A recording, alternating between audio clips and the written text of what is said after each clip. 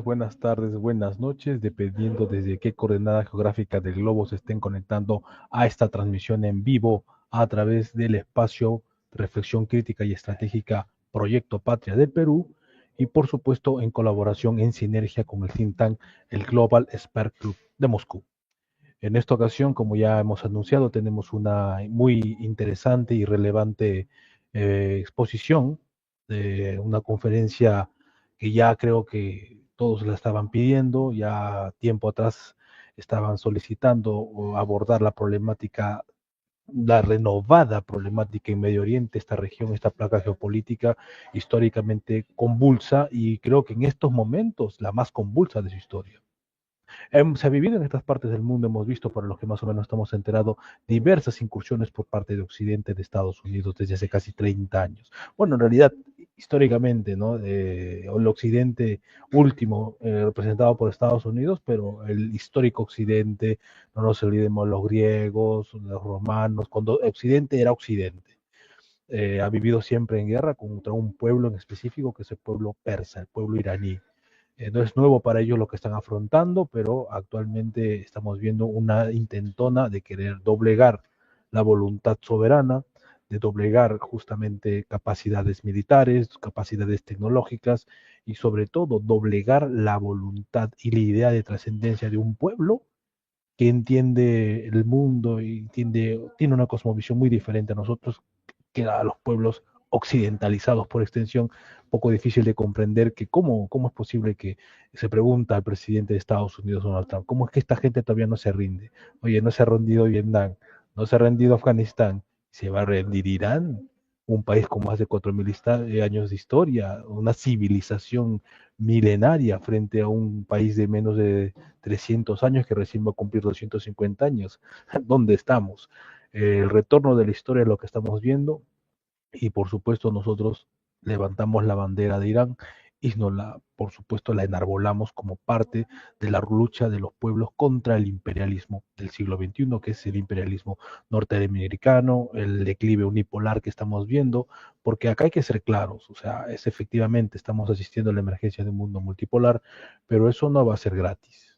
Esto que está aconteciendo en Irán es un ataque directo a los BRICS, es un ataque directo a la multipolaridad, a la soberanía civilizacional y concretamente, y sin ambajes, podemos decir que es un ataque a China y un ataque a Rusia. Así que, como dijimos recientemente ayer en una conferencia internacional al respecto para abordar la problemática de la multipolaridad frente a la agresión estadounidense, sionista, anglo-sionista, Estados Unidos y Israel contra Irán, no nos podemos hacer los tontos. La historia está exigiendo determinación y voluntad para subsistir y prevalecer en este mundo del siglo XXI, que es un otro siglo de geopolítica total. Y bueno, yo no voy a, eso fue una introducción breve, ¿no? Entonces ya saben que siempre es bueno dar contexto. Tenemos, por supuesto, a nuestro gran hermano, un amigo, un gran profesional, un gran colega, y la verdad que es un gusto volverlo a tener acá porque tenemos muy gratas experiencias con él acá en Moscú. Ahí lo tenemos, el gran Tadeo Castiglione. ¿Cómo estás, Tadeo? Muy buenas tardes, noches, dobry wieczór, muy daragoy druk, mi querido amigo Carlos. Espero que todas las cosas estén de la mejor manera posible. ¿Qué decir? Siempre es una enorme alegría poder compartir con amigos y más estos espacios de charla, de reflexión, de análisis y también, bueno, para poner los puntos sobre las IES, como solemos decir, sobre los últimos acontecimientos. Y bueno, lo decíamos fuera de cámara, pero me parece que va a ser necesario aclararlo, que vamos a decir cosas que podemos decir. Hay información siempre que se puede decir y hay otra información que corre por otras vías. Vamos a decir lo que se puede decir y vamos a tratar en conjunto de poder entender un poquito mejor las situaciones que están sucediendo, que como bien decía son civilizatorias, claramente civilizatorias. Se está jugando la humanidad misma en estos momentos en todo lo que respecto a esta nueva agresión en contra de Irán. No es como las agresiones anteriores y esto va a ser determinante para ni siquiera la próxima década, para el resto del siglo XXI, lo que estamos viendo en estas horas, por lo cual estamos viendo y analizando la historia misma delante de nuestros ojos. Sí, sí, sí. Para los que entienden, al mismo tiempo que es un drama, es al mismo tiempo algo, digamos, gratificante, constituyente, ¿no? Poder entender lo que está aconteciendo, ¿no? Un mundo que muere y un mundo que nace, bueno, un mundo que aún no termina de morir y un mundo que no termina de nacer, y al medio nosotros, la humanidad doliente y expectante. No sé si haya sido un atrevimiento, ¿no? Ponerle el título a esta conferencia, la tercera guerra del Golfo, porque vamos, alguna vez lo escuché decir a Alfredo Jalife que con todo respeto creo que aquí se equivocó, o sea, la geopolítica anglosajona, Mackinder no ha sido superado. Lo que estamos viendo es una guerra contra el Isla mundial. Estamos viendo una guerra contra las principales potencias eurasiáticas de esa isla mundial, tal y como en su momento lo esgrimió y lo esquematizó Mackinder, que es justamente de los mayores estrategas para el mundo anglosajón, del cual pues han bebido todos los demás. El mismo Kissinger, Brzezinski, Speakman, qué decir, ¿no? Entonces, me parece a mí que, con todo respeto, ¿no? O sea, hay ciertos abruptos que se cometen, porque la realidad es lo que estamos viendo. La geopolítica anglosajona sigue viva, sigue guiando la política exterior de Occidente, que es en última instancia el modelo anglosajón llevado a la globalización y a la imposición, intento de imposición totalitaria a escala global. Estamos viendo esos ataques justamente a la isla mundial. Y a través de otro, también esa metodología que hemos visto desde por lo menos hace casi 30 años, porque esto no es casual, ¿no? Primero fue Irak, luego Libia, Siria, entonces hay toda una escalada, eso que en algún momento otro estratega anglosajón llamado Basil Littleheart, que llamaba la aproximación indirecta, ¿no? O sea, estamos viendo cómo es que la geopolítica anglosajona está más vigente que nunca y en este caso está siendo llevada a cabo sin miramientos y contra todo y contra todos, con decisión, con determinación, por la política exterior actual norteamericana estadounidense. ¿Qué opinas al respecto, Tadeo, por favor? Bien, hay muchas cuestiones que dejaste ahí sobre el tintero.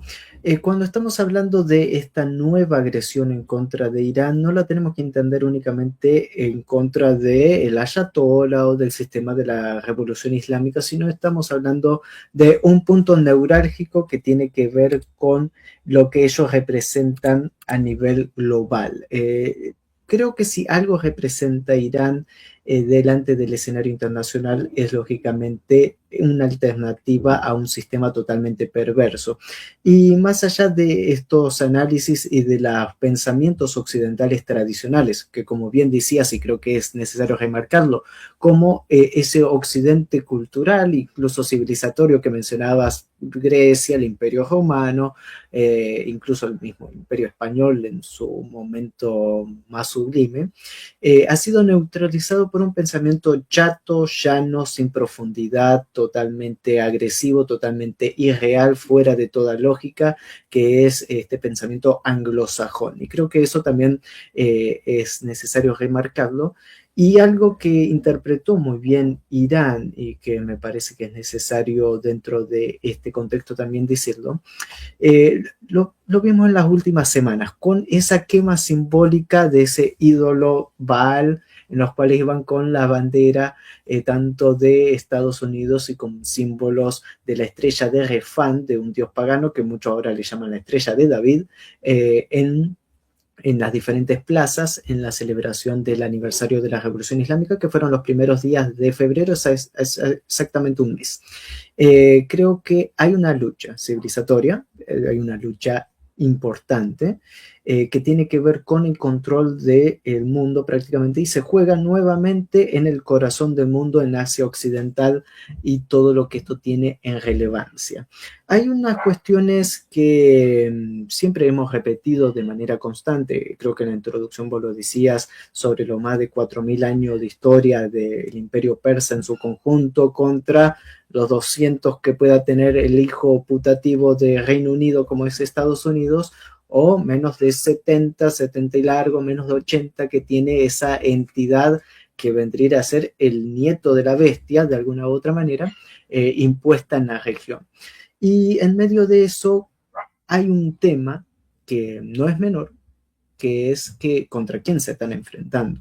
Eh, las tribus afganas que lograron darle una buena paliza y que resistieron con, vamos a decir, los sandalias y AK-47 durante más de 20 años, son parte étnicamente del mismo pueblo ario de Irán, de la composición étnica estructural de su mayoría irania.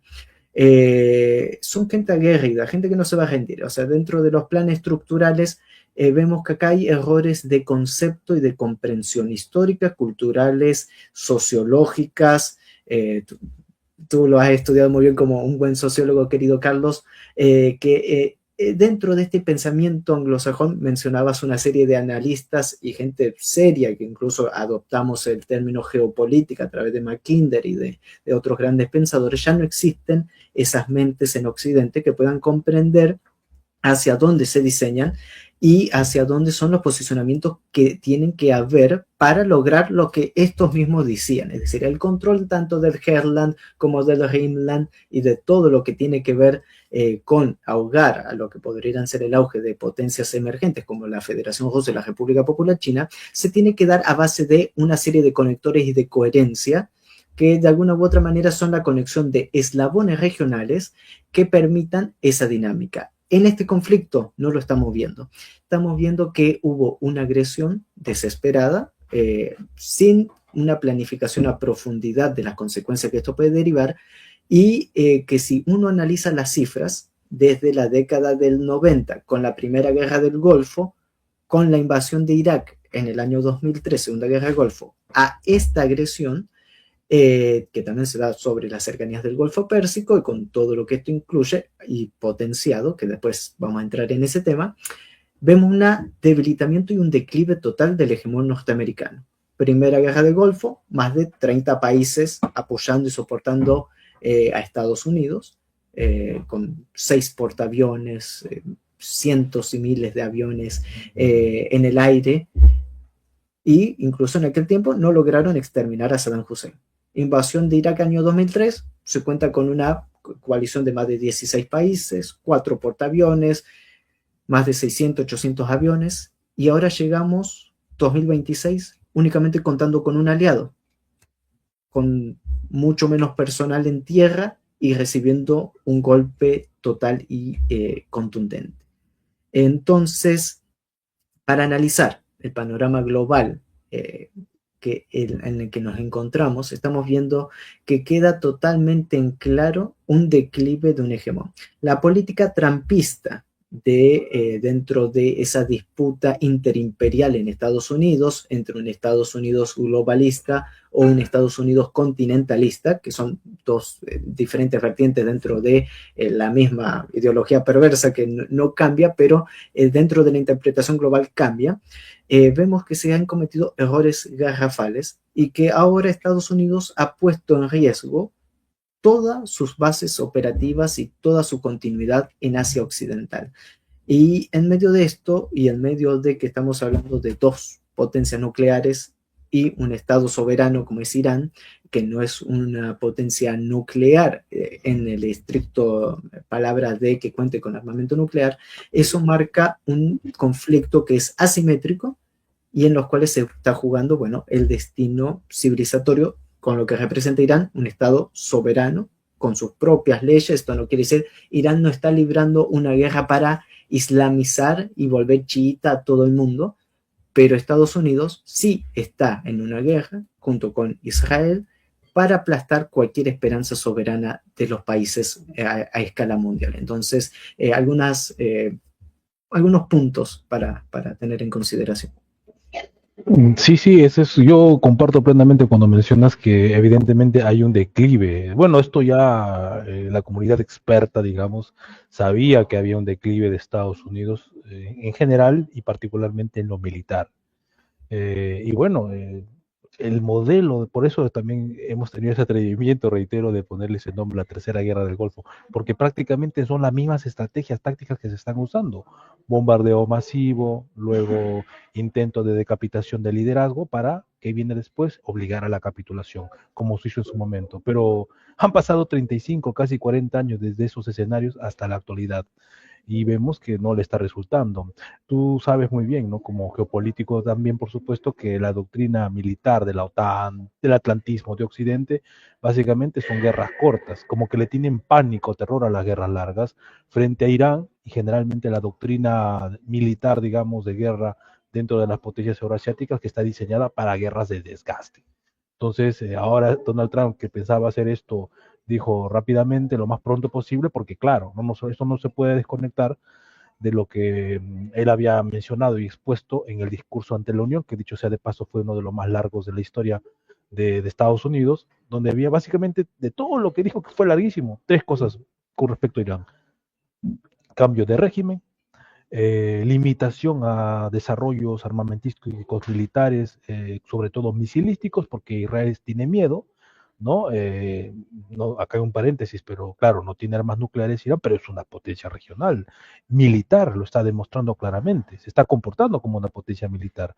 Ellos no han desarrollado, como tú bien sabes, Tadeo, ¿para qué portaaviones? ¿Para qué aviones de combate? Puro misilística, subsónica y hipersónica, con colaboración de Rusia, por supuesto. Y por último, anular para siempre, hacer que Irán renuncie de manera irrestricta e irrevocable a su programa nuclear. Kissinger y los dos, tanto Kissinger como Brzezinski, que como mencionabas eran de los grandes arquitectos de la política exterior, esos grandes estrategas que ya no hay, ellos decían, si nosotros atacamos, no recomendaban atacar a Irán, porque hacerlo aceleraría todo lo que aquello que no nos conviene, ¿no?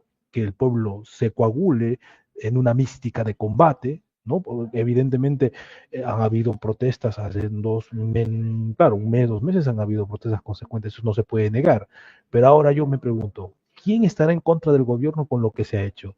Esa forma aberrante y satánica de matar a niñas en una escuela, premeditadamente, porque no nos olvidemos, en toda guerra a gran escala, por supuesto, hay toda una planificación ritualística. Y eso se está viendo, es el satanismo que está allí.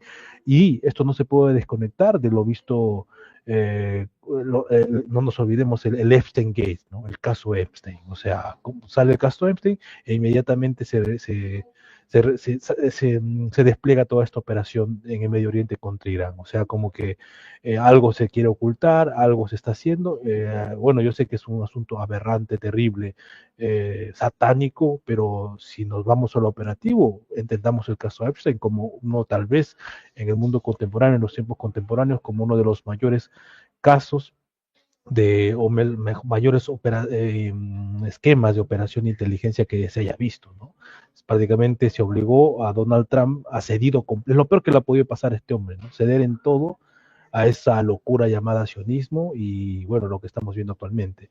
Entonces, para ir redondeando esta pregunta, ¿tú cómo ves esta guerra? Esta guerra no va a durar, evidentemente, lo que pensaba Estados Unidos, ya lo dijeron, tenemos ahora capacidad para prolongar estos 100 días de cara a justamente a una interna en Estados Unidos, que es el midterm, elecciones de medio término, donde definitivamente Trump ha quedado pues muy mal, está quedando muy mal, o sea, es un cadáver político, dijo un analista, con el que el otro día compartimos una reflexión, y yo creo que es cierto. Hay que, en este punto vamos cuadrando. ¿Cómo ves el Estados Unidos a lo interno y esa proyección que evidentemente va a ser a largo plazo en Medio Oriente y Irán? ¿Cómo vas a doblegar un pueblo con más de 4.000 años de historia, y sobre todo que tiene algo que no tenemos nosotros, ¿no? Una idea clara de trascendencia, o sea, el martirio, el sufrimiento para ellos es virtud, no es como a nosotros, por ejemplo, no, que tenemos miedo, no es una gente, digamos, desentendida de estos miedos y abocada, ¿no? O sea, como para decirlo en términos más comunes, o sea, para esta gente el sacrificio, inmolarse en batalla, es la llave maestra para entrar a los cielos y comer cordero con Alá. ¿Cómo se combate con esa gente, hermano? Muy buenas preguntas. Voy a empezar por lo siguiente. Hay un libro que recomiendo su máxima lectura. En menos de una hora se puede leer. Lo escribió un campesino chino en 1936 o 38, si mal me equivoco, en una cueva mientras caían bombas del imperio japonés y mientras todo el imperio chino estaba colapsado y dividido y totalmente desesperado. Ese chino se llamaba Mao y escribió un libro que se llama Sobre la Guerra Larga. Y en el peor escenario, y cuando ni siquiera había sucedido la invasión a Polonia, y cuando ni siquiera había sucedido tampoco la invasión a la Unión Soviética, ni el estallido de la Alemania de Hitler y demás, en el 38 escribió un libro en el cual detallaba punto por punto la necesidad y la estrategia para prolongar una guerra total, con todos los sentidos de guerra total, controlar las aldeas, provisiones, logística, papa, detallado, una obra magnífica, muy corta, muy sobreestimada muchas veces, en los cuales creo que se responde gran parte de lo que estamos diciendo. Las grandes potencias mundiales no están capacitadas para una guerra a largo aliento, a largo plazo, porque los intereses son, vamos a decirlo, principalmente monetarios, financieros, rentísticos, necesitan sacar un beneficio, necesitan justificar agresiones, necesitan conseguir que sus objetivos se cumplan para venderlo hacia adentro, para venderlo hacia afuera, todo lo que conlleva una agresión militar. E Irán interpretó muy bien, como parte también de esa cultura oriental, con toda la distancia también entre el mundo persa y el mundo chino, pero entendió claramente cuál era la debilidad de esos grandes imperios agresivos, que pueden tener una fuerza contundente, y que la tienen, que una fuerza mayor militar, sí. Estamos hablando de la primera potencia militar mundial como es Estados Unidos, o segunda, lo voy a dejar en duda, y la cuarta o quinta, que es la entidad, atacando a un país soberano, pero que se preparó ese país soberano para estas condiciones. Analizando, muchos analistas hablan de, bueno, duro golpe que principalmente en Occidente, en nuestros países únicamente nos llegan eso, de una Irán totalmente caótica, sin control, que recibe golpe tras golpe, la alta tecnología israelí, norteamericana y demás, cuando la realidad, y nos vamos a ir únicamente al primer día del conflicto, el 28 de febrero, a la primera hora, el primer objetivo fue el asesinato del ayatolá. Agreden a Irán, matan al ayatolá, el líder religioso, que por cierto, si buscamos sus discursos, el 95% de su discurso habla de paz, habla de diálogo, de armonía entre los pueblos, un Irán que incluso tiene un gran respeto por los cristianos, y me consta como cristiano y como persona de fe, de que no existe tal cosa como la persecución de cristianos en Irán, y más aún la comprensión del Islam chií respecto al cristianismo es muy benigno. Y el otro objetivo, junto con la muerte de Ayatollah, fue este asesinato vil y cruento, doble ataque, al igual que cuando atacan una posición y esperan que llegue la ambulancia para bombardear también la ambulancia, lo mismo hicieron con esta escuela de niñas. Pero lo que quiero oír es que eliminaron al Ayatollah, mártir, junto con todo el alto mando militar de la primera capa, el primer anillo, o al menos la inmensa mayoría, y eso no impidió, y no fue ningún impedimento para que Irán responda y cumpla todos los objetivos militares. Desde el primer día hasta ahora, todavía sin elección de un nuevo líder supremo, Irán tiene un organismo independiente, autónomo, que está golpeando y golpeando y golpeando. Ya vamos por la 22ª operación de contestación dentro de esta operación Verdadera Promesa 4. Y vemos que hay de esa manera un Irán preparado para esta guerra larga que bien describía Mao, y que vuelvo a recomendar la lectura de este pequeño escrito porque es fundamental, y casi proféticamente Mao ya sabía cómo iba a terminar todo este conflicto en medio de la desesperanza del pueblo chino, lo que hace un gran estadista. El Ayatollah también se preparó para todos estos escenarios. Esta guerra no estaba planteada para ahora, Irán se preparó para esto hace 10, 20, 30 años atrás, lógicamente modificando sus planes, cambiando sus planes, los anillos de selección, acá no hay decapitación posible, esto es peor que una hidra, uno corta una cabeza y aparecen más, es una capa de 7x1, y ese 7x7, es decir, 49 generales para reemplazar a uno. Eso quiere decir que tendría que exterminar a 20 millones de personas para acabar con las Fuerzas Armadas de Irán de alguna u otra manera, lo cual es imposible, excepto que ya estemos en un escenario de guerra nuclear total global. Que Dios nos libre. Pero dentro de esos análisis, querido Carlos, eso por un lado respecto a la Irán fuerte y preparada para todo este escenario. Respecto al otro escenario, que es el interno en Estados Unidos, creo que no debemos apostar ni siquiera por la caída de Donald Trump o un cambio de régimen en Estados Unidos.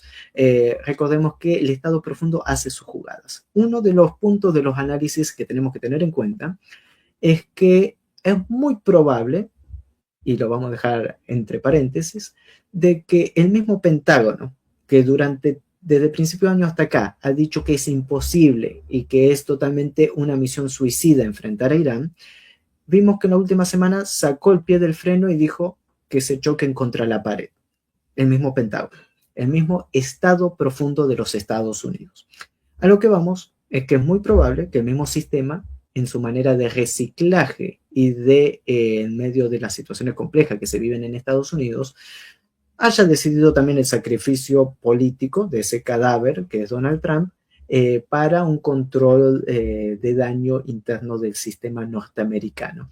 Creer que las elecciones en Estados Unidos, que como bien sabemos los dos, deben ser las elecciones más fraudulentas posibles, esto desde la época de Kennedy, antes la mafia italiana hacía votar a muertos, era el negocio de la mafia italiana, quien le pagaba más, buscaban más papeletas de votantes muertos, y un sistema que para el colmo de la democracia americana, que se da el lujo de criticar a todo el mundo, en los cuales se puede votar por correo con meses de anticipación y sin ninguna verificación real de que ese voto es tal cual como el que se llevó a cabo o no. Todas las elecciones en Estados Unidos han sido amañadas, en eso no nos cabe duda, y hasta la actualidad creo que eso va a ser incluso potencial, más allá de que el descontento popular hacia Donald Trump por todas sus políticas internas y por haber incumplido todas sus promesas, absolutamente todas. Si quedaba una para incumplir, que igual ya de facto había sido incumplida, que era respecto a no vamos a comenzar una guerra, creo que eso ya quedó más que en claro la catástrofe total.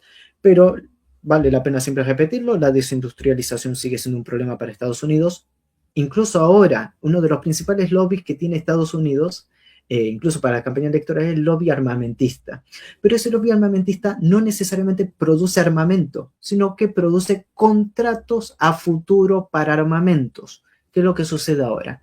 Hay que reabastecer arsenales y no hay capacidad industrial para reabastecer arsenales. Hay que reabastecer misiles y radares y sistemas de alta tecnología, los cuales dependen de tierras raras, de minerales críticos, que el procesamiento lo tiene China. Hay un sistema muy complejo que incluso que se ve beneficiado con contratos a futuro de la guerra, no puede y va a sufrir muchas pérdidas económicas en la actualidad.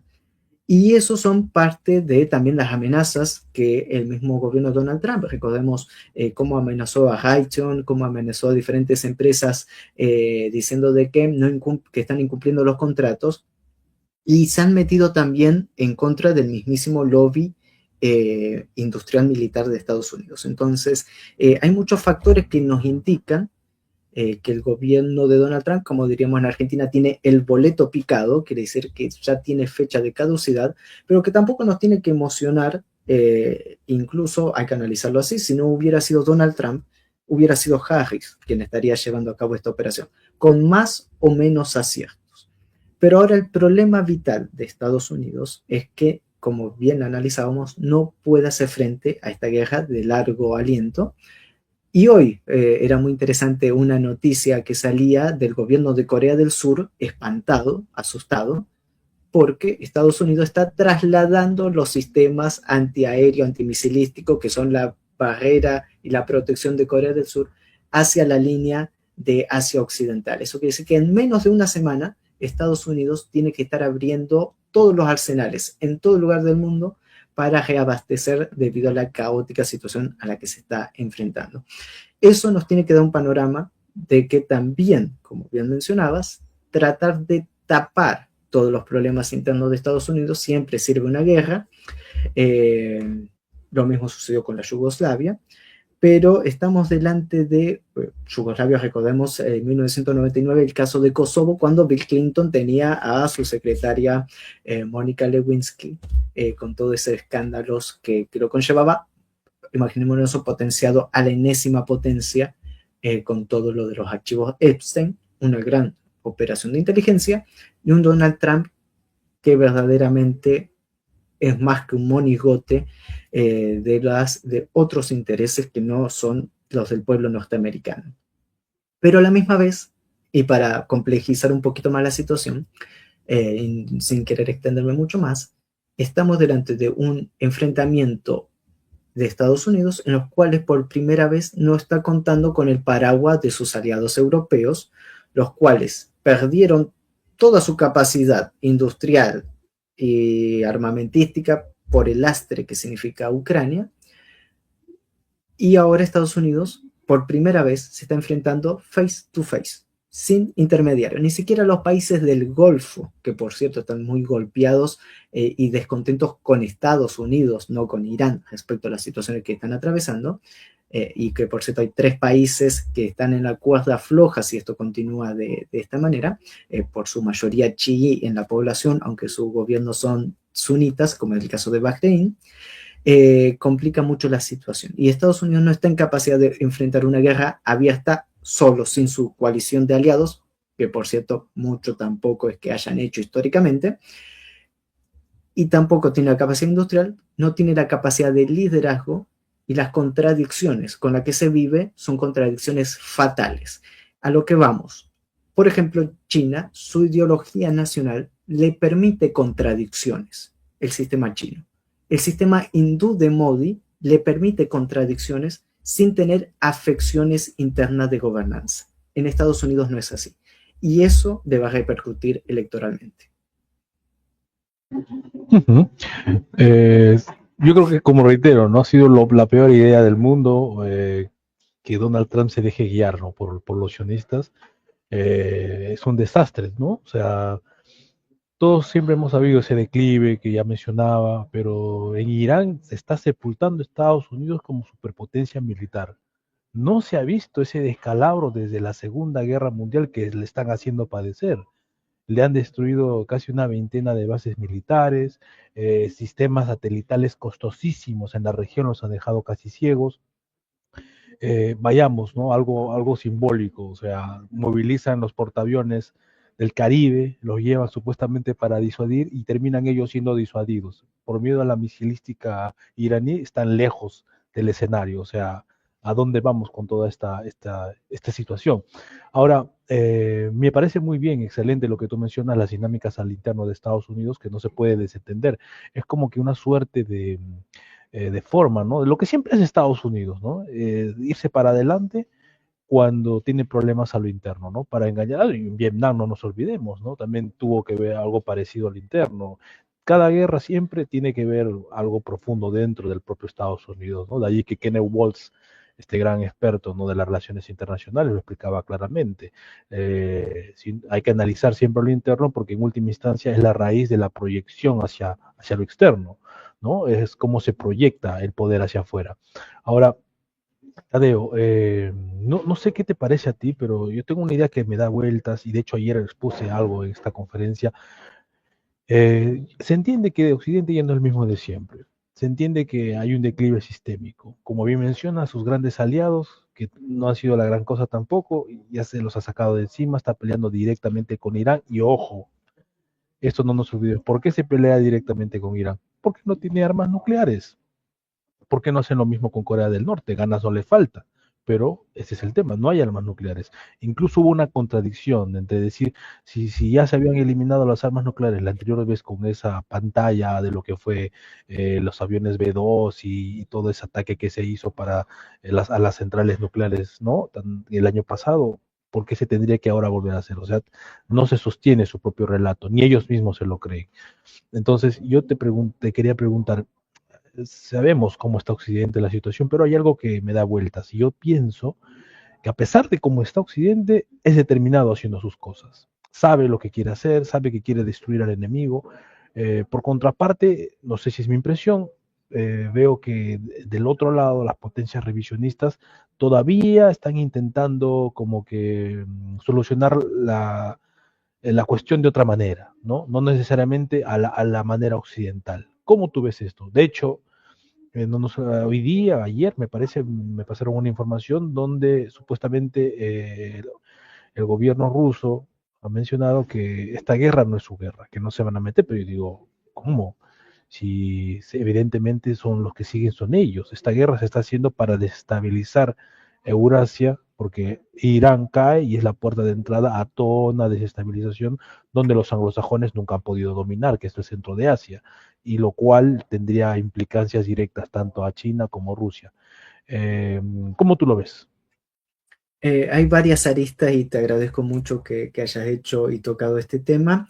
Lavrov, si mal me equivoco, ayer en una conferencia diplomática junto con todo el alto mando diplomático ruso, dio unas declaraciones respecto al tema ucraniano y dijo que la guerra de Occidente, y dijo Occidente en línea general, sin excluir a Estados Unidos, ya no era una guerra híbrida en contra de Rusia, sino directa.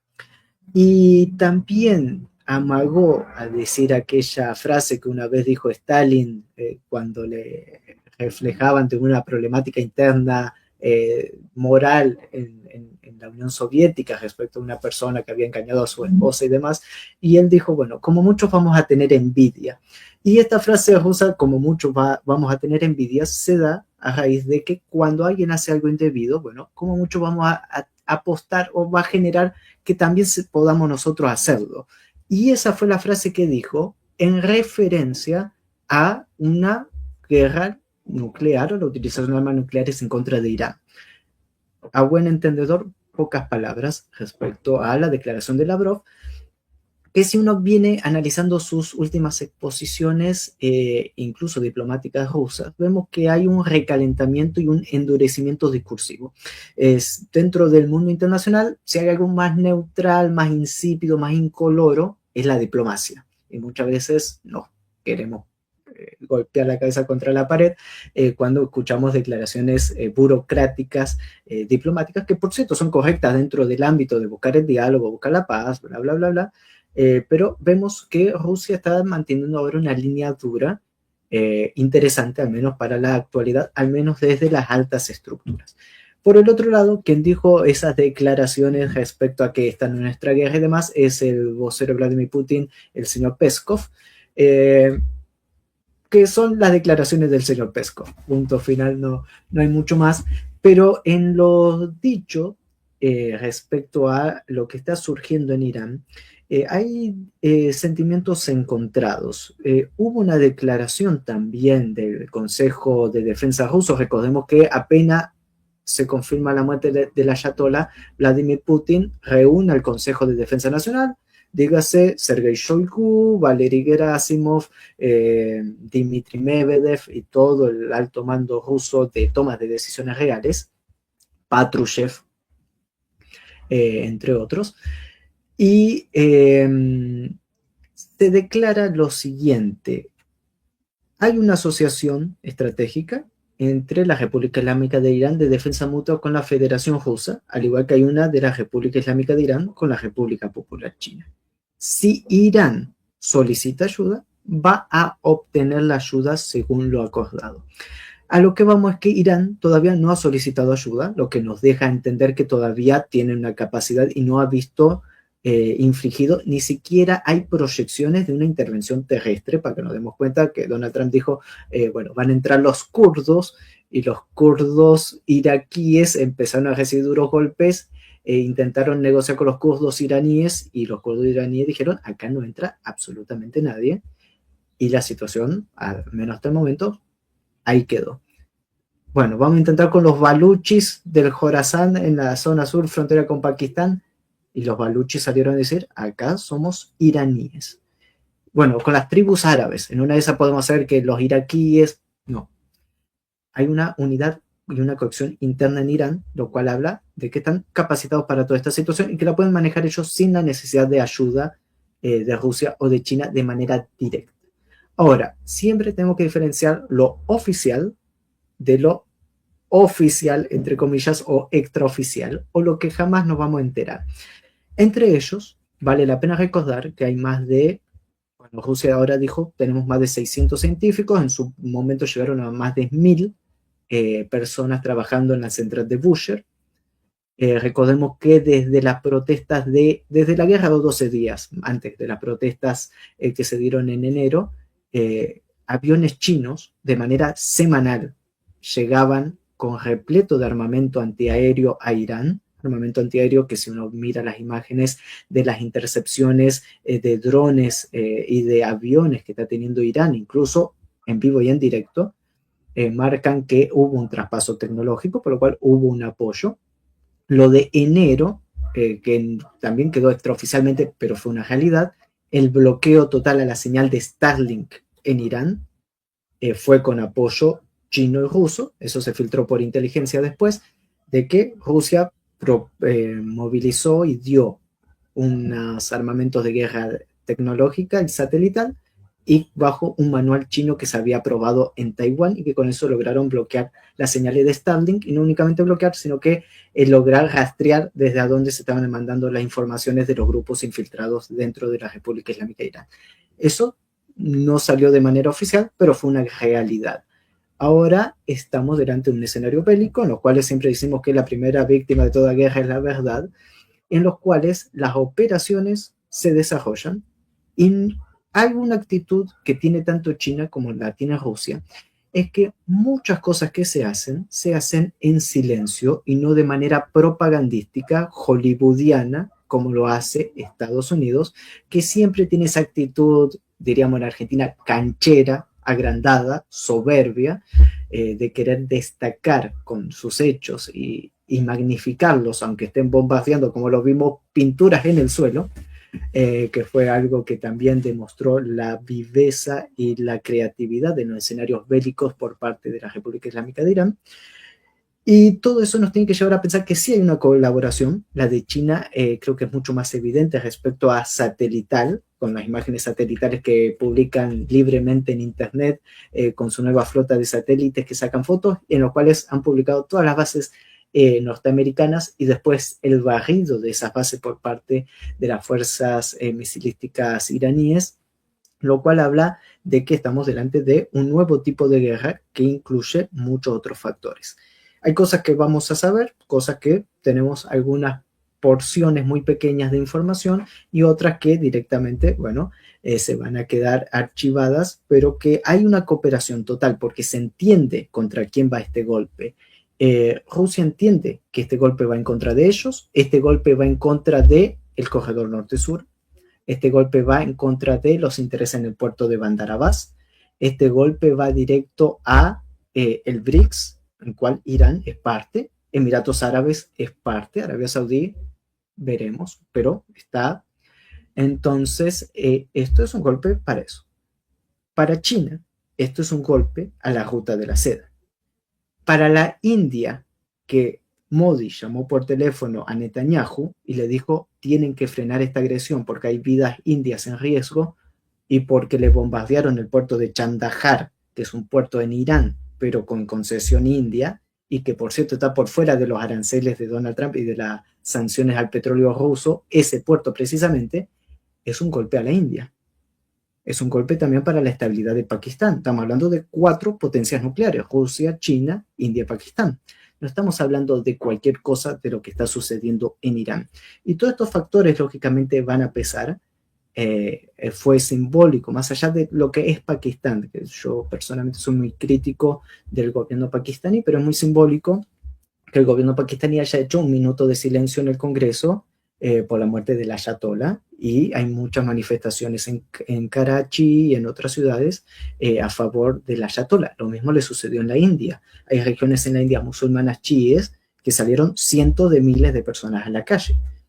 Entonces, todo este panorama que traspasa más allá de Irán, muestra que va a haber un apoyo, que ya existe un apoyo, oficial, extraoficial, en secreto, y que todo esto tiene que ver con el apoyo y que nadie se puede dar el lujo de una caída de Irán, un desguace del país que no está planteado en ningún escenario. Eso es otra cosa. El diario The Independent hace un par de horas publicó que según la información de la inteligencia británica, Donald Trump no sabe qué hacer con Irán.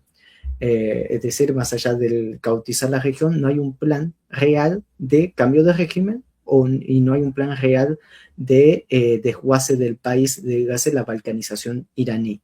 Existen en los escenarios técnicos, pero no existe en terreno. Entonces, esas son algunas cuestiones para tener en consideración, en los cuales creo que va a marcar la agenda, y no lo hemos mencionado, pero es boca de todos y es comunicacional, que el cierre del estrecho de Hormuz es también, creo que en el mundo no se puede dar el lujo de 4 o 5 semanas, que fue lo que dijo Donald Trump, con Hormuz cerrado. No únicamente es petróleo y gas, son las cadenas de suministros, las cadenas de suministros navales a nivel global. Bueno, todavía los barcos que están en navegación, pero dentro de 10 días, 2 semanas, ya va a haber un corte en la cadena de suministro. Y también algo que Irán cuenta y que por ahora ha utilizado muy pequeño en porcentaje, son los actores proxies en la región, en los cuales Yemen todavía no ha disparado un misil. Un Yemen en los cuales una coalición de más de 20 países lo bombardeó durante más de un año y medio y no lograron acabar con absolutamente nada, más se fortaleció el movimiento Houthi. Entonces, el escenario, si uno quiere ser incluso benigno con los números y la cifra que diga Estados Unidos, que Estados Unidos dice perdimos 6 soldados, ok, perdiste 6 soldados, lo tomamos como cierto, igual la situación es catastrófica para los Estados Unidos y existe un apoyo y un acompañamiento a Irán que de otra manera creo que no se podría haber sostenido a lo largo de estos tiempos, y creo que eso también se ha demostrado. Tal vez no es lo que nosotros queremos, no son los Sukhoi T-50 en el aire, pero existe un apoyo de acompañamiento que no es menor, incluso con actores que se benefician potencialmente. Estamos hablando del barril del Brent del Mar del Norte a más de $90 el futuro, el cual, si analizamos, el único país con vía libre y con gran producción petrolera que queda en el escenario global es nada más y nada menos que la Federación Rusa. Entonces, también hagamos las cuentas de los costos, los perjuicios y de la locura que han desatado los americanos por hacerle el juego a Netanyahu, que también comienza esta guerra porque judicialmente y otro cadáver político es Netanyahu, en su país ya estaría preso También. si fuera por la prolongación de esta guerra y de lo que hizo en la Franja de Gaza, que por cierto, y sin querer expandirme mucho más, ese Consejo de la Paz, que iba a ser la Naciones Unidas alternativa de Donald Trump, ya está muerto. Creo que duró menos de un mes. Muerto, enterrado. Creo que Irán ahora le está encendiendo las velitas al cajón fúnebre a través del cielo en Asia Occidental. Uh-huh. Bueno, en efecto, sí. Ha sido una peor decisión. Yo reitero que lo repito porque o sea, no puedo entender hasta dónde es la justicia, ¿no? Realmente tendría mucho que ganar Estados Unidos si hiciera realmente bien las cosas en Medio Oriente, pero una guerra a estas alturas solamente para satisfacer los intereses sionistas que poco o nada tienen que ver con, como dijo Tadeo, con el pueblo americano. Ya escribía Mersheimer, ¿no? Hace más de 20 años en ese libro, El lobby sionista. ¿Cómo es posible que la superpotencia número uno le sigue el juego o prácticamente sea su política exterior determinada por los intereses de un país tan pequeño en Medio Oriente como es Israel, que mucho mejor saldría a cuenta tener mejores relaciones con los egipcios, con cualquier otro país, y por qué no el propio Irán. Con Irán tendría muchísimo que ganar Estados Unidos, pero bueno, ahí vemos el error estratégico que se está cometiendo. Y efectivamente, no va a ser algo fácil. O sea, al inicio de esto mencionaba, pues no han podido con Vietnam, no han podido con Afganistán, cuando estaban todavía en sus bríos imperiales de la unipolaridad a tope, y ahora que están de capa caída, ¿van a poder? Bueno, lo que sí reconozco es esa determinación de querer hacerlo, ¿no? Lo piensan, lo dicen y lo hacen. Pero de ahí a que lo concreten, eso es otro tema. Como vemos y como escuchamos a Tadeo, un poco complicado para un pueblo, un país, una civilización que ha esperado este momento, por lo menos se ha preparado y ha esperado este momento 50 años. Desarrollo armamentístico de punta, preparación de una serie de esquemas para una guerra prolongada. Occidente le tiene miedo a ese tipo de guerras. Israel, ni qué te cuento. No, no, esa gente está acostumbrada a hacer golpes certeros momentáneos y ¡bum! Pero no es el caso de Irán. Ahora, Tadeo, para ir cerrando, esto sí es una preocupación. Evidentemente, como bien has señalado, y concuerdo plenamente, no va a ser algo sencillo para Estados Unidos, por lo ya expuesto, pero yo me pongo a pensar y digo, ¿hasta qué punto esto podría ser soportado, sobre todo por Israel? De permitir que siga Irán defendiéndose.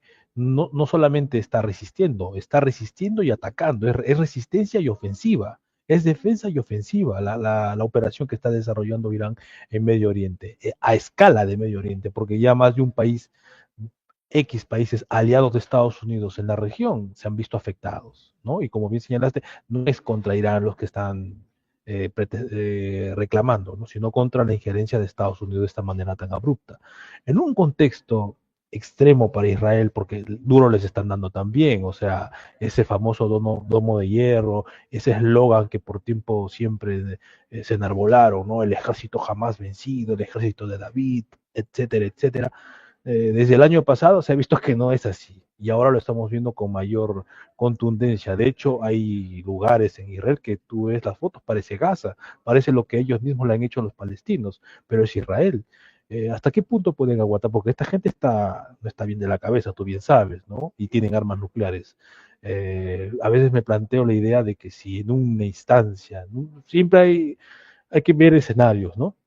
Hasta ahora hemos visto escenarios, digamos, favorables a Irán. Y de hecho, de corazón, yo quisiera que le vaya bien a ese pueblo porque está dando muestra de resistencia soberana, patriótica, ante un imperio que se rehúsa a morir. Y eso es de por sí respetable. Está dándole y poniendo la sepultura a la potencia militar, a la otrora superpotencia militar que es Estados Unidos. Entonces, ¿tú crees en un escenario extremo que Israel se atreva a lanzar alguna ojiva nuclear, algún tipo de esos regalos?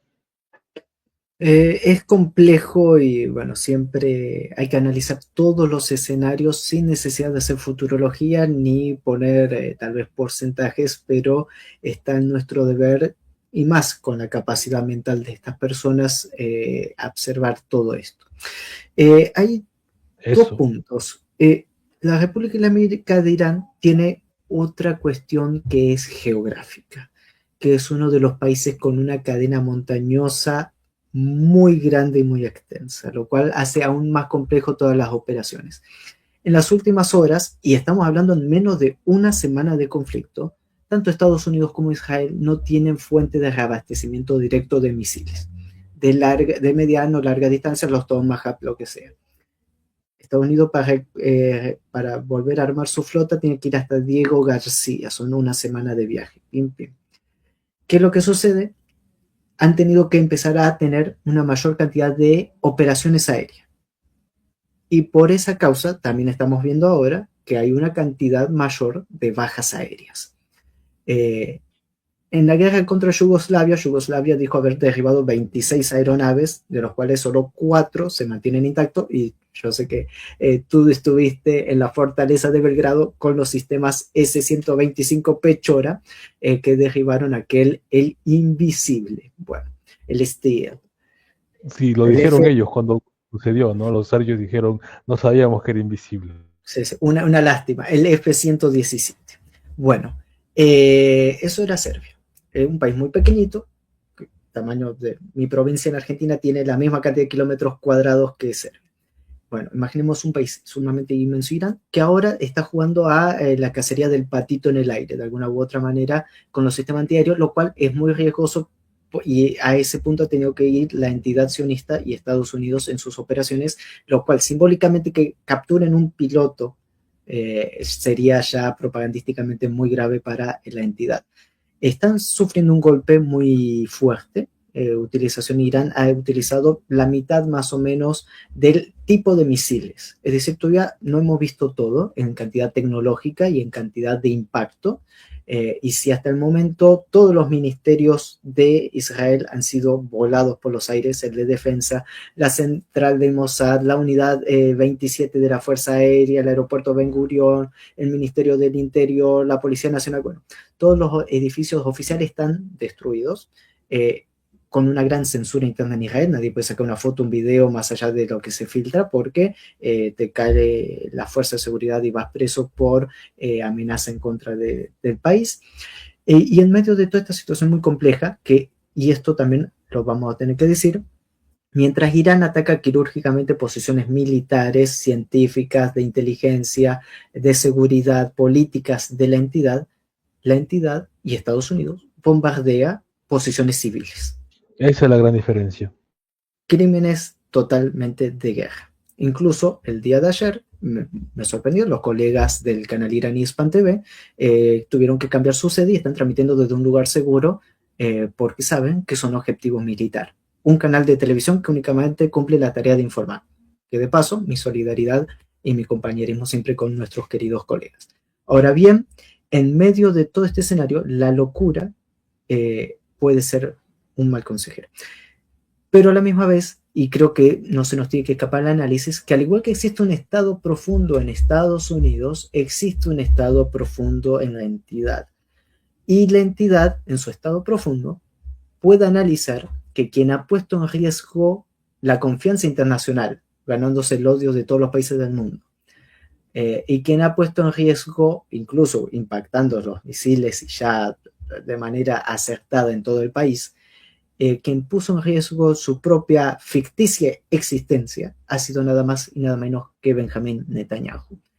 Hay que ver hasta qué cierto punto la entidad en sí mismo, en su estado profundo, soporta a un personaje que ha puesto en riesgo todos los planes por querer salvarse su propio pellejo por sus causas judiciales.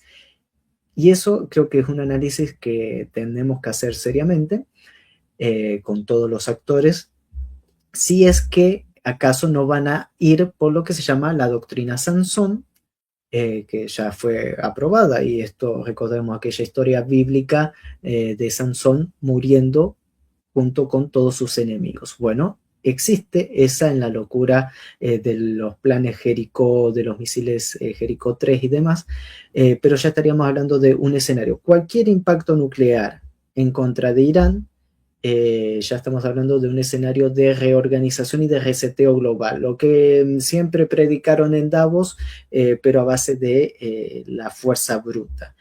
Tenemos dos escenarios de reseteo global, uno el económico, que ya está en marcha con el cierre de Hormuz y con la pérdida de las cadenas de suministro, si esto se prolonga un par de semanas, y tenemos un cambio de escenario global total, si alguien llegara a apretar el botón rojo. Que creo que también están las condiciones dadas, por eso fijémonos que no hay preocupación más allá de las oficiales, pero no vemos rostro de preocupación ni en China ni en la Federación Rusa respecto a lo que está sucediendo en Irán, porque saben que la demostración de lo que está sucediendo en Irán habla más mal y demuestra las debilidades totales de aquello que únicamente lo sostiene la propaganda. Con esto no hay que ser victoriosos, están muriendo miles de inocentes civiles en Irán, pero en medio de las situaciones reales que tenemos que analizar, y tú lo sabes muy bien, nosotros no somos belicistas ni estamos a favor de ningún conflicto armado, pero todas las guerras son trágicas, pero algunas son necesarias, eso es algo que también a lo largo de la historia uno termina comprendiendo. El escenario sigue abierto, esperemos que triunfe el raciocinio, pero más allá de eso, un error de esa categoría, que no lo podemos descartar por el estado de putrefacción mental de los adoradores de la muerte, queda abierto, lo cual es grave. Después, si el misil sale, impacta, es intervenido, alguien de información de inteligencia previa, lo que sea, eso es otro mundo, pero las circunstancias actuales dejan muy mal parado a la entidad, la cual recordemos que es el principal peligro y es el verdadero país que ha sido beligerante en la región y reiterar que Irán jamás ha agredido a ningún país en la región. La República Islámica de Irán es un país pacífico, su programa nuclear es pacífico, y un punto extra es que incluso bajo el derecho internacional y de el mundo basado en reglas que tanto pregonaba Occidente, le permite legalmente a Irán responder una agresión como la está haciendo ahora y desarrollar también su potencial energético. Todo esto, si lo analizamos bajo el ojo de la perspectiva internacional, de derecho internacional, que ya está muerto, por cierto, Irán tiene la razón. Y creo que eso también dice bastante de la calidad de la gobernanza y de la élite gobernante en la República Islámica de Irán. Bueno, ya es una hora, exacto. Por supuesto, siempre reiterar que nunca es nuestra intención aprovecharnos de la buena voluntad de nuestros invitados y en este caso menos aún del gran Tadeo Castiglione, que por supuesto siempre es una persona bastante ocupada, un profesional sumamente solicitado por diversas cadenas internacionales de aquí y allá, así que comprendemos perfectamente que hasta acá para él basta y sobra. Y me quedo con lo que decía, una cosa es ser pacífico, yo, Tadeo, y ustedes creo que también somos personas pacíficas, por supuesto. Ser pacífico ya en términos, digamos, operativos es una condición estratégica. Otra cosa es ser pacifista, que esa es una ideología. Pero cuando tú eres pacífico no quiere decir que no creas en la defensa. Crees en la defensa, por eso te armas. Y eres pacífico porque no estás regalando golpes a cualquiera, ni mucho menos, como sí lo hacen otros. Bueno, Tadeo Castiglione, ha sido un gusto tenerte una vez más en Proyecto Patria, por supuesto, y el Global Expert Club de Moscú. Mandamos un saludo a su directora Julia Berg, que seguramente nos estará viendo, y ya haremos el reporte al respecto para que sea traducido al francés, al inglés y al ruso, en los canales y en las redes del Global Expert Club. Y esto lo pueden encontrar en Proyecto Patria, en el canal de Facebook. Van a tener que esperarme un poquito porque tenemos serios problemas de conectividad a la red, temas de VPN para subirlo a nuestra Telegram, a YouTube. Es complicado, pero ya saben que siempre estamos 24 horas con ustedes. Tadeo Castiglione, muchas gracias por tu intervención y larga vida a ese pueblo tan valiente, tan milenario y tan soberano, los persas, los iraníes.